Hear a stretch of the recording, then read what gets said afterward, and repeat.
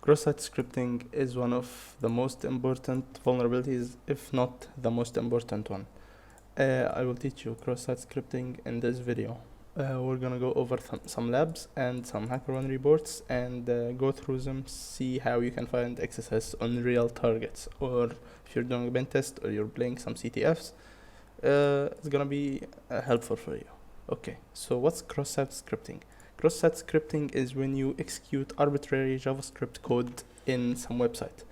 So let's say, for example, there is something, a query that does some search with, let's say, okay, I'm not gonna explain this right here. I'm gonna explain it in the lab. It's gonna be better.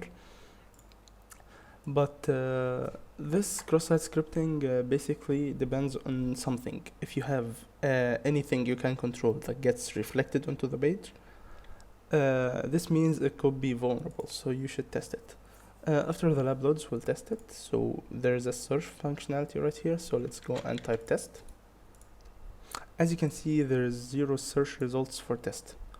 But what exactly is cross-site scripting so we can exploit it? Cross-site scripting, like I said, it's doing or adding some JavaScript code to this website here, so you can just grab this link, for example, and send it to your victim and do some phishing on them, get their cookies, do anything you want, really. You can change everything about this code that you want. So one function we use to get a POC or proof of concept for our JavaScript execution, which is the alert function. If you call it, it pops up an alert like this. If you want to, for example, alert, let's say document dot domain, sorry, like this, it's undefined. Oh, sorry, I wrote doc main one. You can see the domain right here. You can also alert document.cookies to get the cookies, but we'll get into that later. Okay, but how do you actually inject JavaScript code? To inject this, you have to see the reflection point of the thing you entered. So let's go inspect, and it's inside an h1 tag. It says 0 search results for test. So let's just try to close this string. It has these single quotes. Let's try to close them out, and let's see. Okay, good. Now we have 3 things. Now let's try to close this h1 tag. Why should we close the h1 tag? Because it's gonna be better this way, I think, to close it. So let's search for this. As you can see, we successfully did. We added this right here. We also added the h1 tag right here, and this is it's here, so that's okay. After this, we can add our own HTML tags. So let's try to add a U tag, test, and then close it. Will it show something? You can see it has an underline, which is what the U tag is used for. You can also try to test if the text will come out as bold, and it is bold, so that's good. After testing for HTML injection, if you can create HTML tags, you should always go for the script tag. Why should you go for the script tag? Why should you go for the script tag, you might ask? Because it allows you to create a JavaScript code or add it. Now there's nothing called test, but we can try and replace this test with an alert, and let's see if it executes. It does execute, and we solved the lab. Okay, XSS, this is simple. You can also use, if you go here, let's search for an image tag, HTML. If, let's say, you have a firewall stripping out the word script, what will you do? You can use an HTML tag, okay? This HTML creates an image tag. Let's search for it. There's actually an image right here, but it's not showing for some reason. Oh, because you have to add a source. Let's add a source X. There is no source X. Okay, so this will give us an error, but it should show an image icon. Yeah, it showed an image icon, but without source, it can't load an image. So when we have error, HTML tag, let's search for an attribute called onError. This is why you should have basic HTML and JavaScript knowledge before studying XSS, or you can just set them up. There's an on error, and when it's triggered, you can provide JavaScript code within the attribute to handle the error gracefully. So what does this mean? You have an error like this, so you can add the on error tag, and let's say you want to add an alert 1, for example, like this. Now what does this do? We close out our h1 tag, then we get an image with a source of x. The x doesn't exist, so this source is false, it will error, and on error we will execute alert 1. Let's see, it should now work, and it does work. This is like a simple XSS payload. You can go and see much more. And this one is the first one, the first type. We have 3 types or 4 types of XSS, okay? We have the reflected, we have stored, and we have blind, we have DOM, and there is also a 5th, but kind of rare one to see. It's called mutation XSS. We're not gonna be going through it today, but we're gonna go through it eventually, okay? Okay, we're also gonna explain what the CSB is, but not in this video, in the next one. So please subscribe to not miss it out.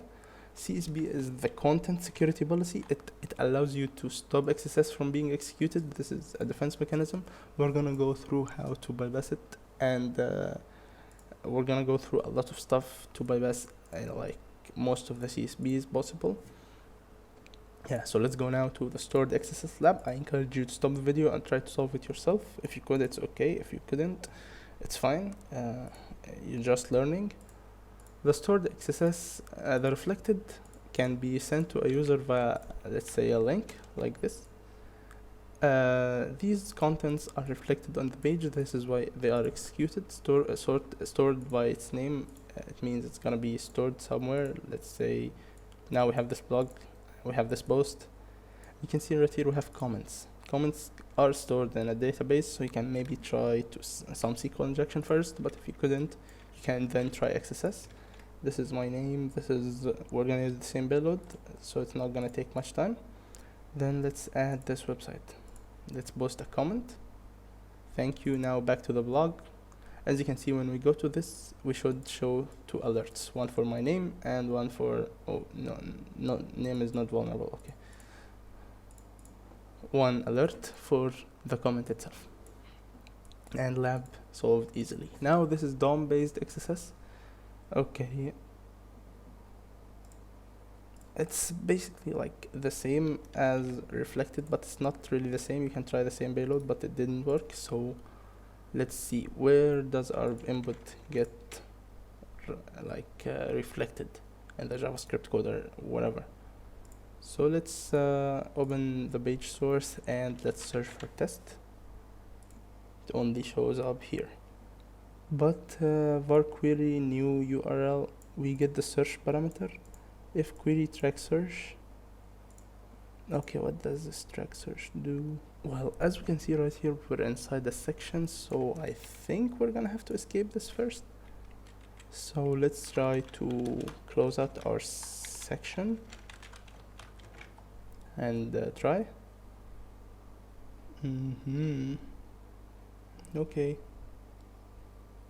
Okay, there's also another reflection point right here. We're inside an image source, and we have this /resources/images and our search right here. So let's try to escape this. Can we do this? Let's just close out the image tag like this and enter a new image tag, and let's search for this. This should work, and it did not work. Why didn't? Oh, because it's a double quote, not a single quote. To close out this string right here, it should now work. And it still, now it works. Now this is easy. Now we just the difference between DOM XSS and reflected is that DOM you edit or modify the document. You can also find let's say you have this search inside of the JavaScript code. You can add something like minus alert 1, but this is not for now, and you comment out the rest of the JavaScript code. This is we'll go over this later. So now let's go over some Now let's go over some reports on HackerOne. As you can see, this guy says store the XSS on reports. Store the XSS can be submitted on reports. Go to this website, click new network report, and add in the name, add this payload that we used. They used an alert documented domain to show proof of concept. And this is simple one, not too hard. And dear HackerOne team, I found a DOM XSS at this endpoint but cannot bypass CSP. If you cannot bypass CSP, it's likely gonna be an HTML injection. And we'll go over this in the next video, as I said. Okay, how did they find the vulnerability? They say it's in the link variable. Where is the link? var link posting.hosted URL plus level parameter, and it's just posted right here. All they simply did was that they closed this HTML tag and started the script and added a source for the script. It's okay, you can add a source and you can not add a source, it's fine, I guess. You can just do a simple alert one. Now the next one, reflected XSS.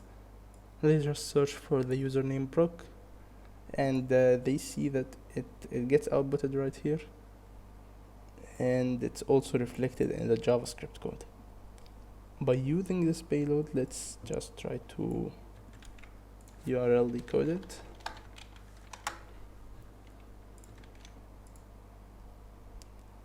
Internal search term map alert. This is kind of advanced. I don't think you guys should understand this now if you're just learning about XSS, so let's leave it. This is what I was talking. No, this is not what I was talking about. When you find an open redirect vulnerability, well, first of all, what's an open redirect? You have this http:/example.com, and let's add a query or the URL equals something, and you visit a URL. So let's say it allows you to go to http://google.com, for example. Instead of entering a normal HTTP website, you can add a JavaScript link like this. You can add JavaScript and colon, and you can, let's say you want to invoke alert, you can invoke it like this, and this is our payload. You can convert this open redirect to JavaScript, and it should work. It gives a CSP refused, but it works, so that's good. There is also reflected cross-site scripting XSS on Starbucks. It's simple. It's JavaScript HTTPS inside the source. Open the URL, return URL. Yeah, it's the open redirect we just talked about. It's JavaScript. Let's get this URL decoded so we can use it. It's not like they are using some weird stuff like %0a to bypass some kind of WAF. So yeah. Also firewalls, you have to know how to bypass them, and we'll go over them after the CSP maybe, or before it. Yeah. These are the reports, and now I want to ask you something. I want you to try and search about the blind XSS and how to exploit it. I'll give you a hint. You can use this website, XSS report. This is used for blind XSS. Blind XSS, you can usually find it on contact forums, for example. You can find it anywhere. What's blind XSS? Blind XSS is that basically you enter let's say I enter a script source equals my server and close out the script tag. It will try to load the my server /js.js, for example. It will try to load it. If it loads, this means that I got a request, and if I get a request, this means the script tag was successfully injected. This means that we have a blind XSS right here.